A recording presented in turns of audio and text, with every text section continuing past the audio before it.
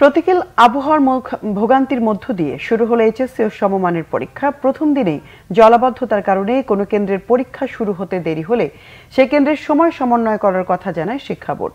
আগামী বছর এইচএসসি পরীক্ষা এপ্রিলে হবে বলে জানিয়েছেন আন্তঃশিক্ষা বোর্ডের সমন্বয়ক তপন কুমার সরকার।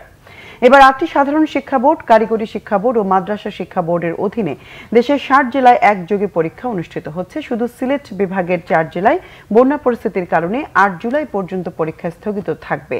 এসব জেলায় 9 জুলাই থেকে প্রকাশিত সময়সূচি মেনে পরীক্ষা নেওয়া হবে। সব বোর্ড মিলে এবার মোট পরীক্ষার্থী 14,50,790 জন।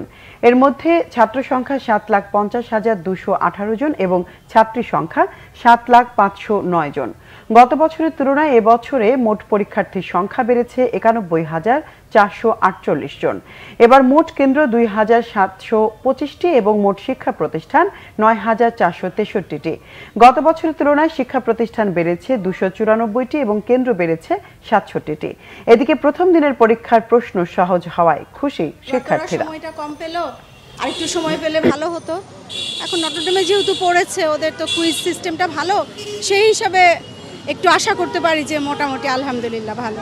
হঠাৎ করে বৃষ্টির কারণে আমরা ছেলে মেয়েদের নিয়ে আসতে রাস্তায় ভিজে, এমনকি শুধু তাই না, হেঁটেও আসতে হয়েছে অনেক রাস্তা। বৃষ্টির কারণেই একটা বাচ্চা দেরিতে আসায় ঢুকতে পারছিল না। আমরা তাকে সহযোগিতা করে গেটম্যানকে ডেকে পরে ঢুকাই দিছি।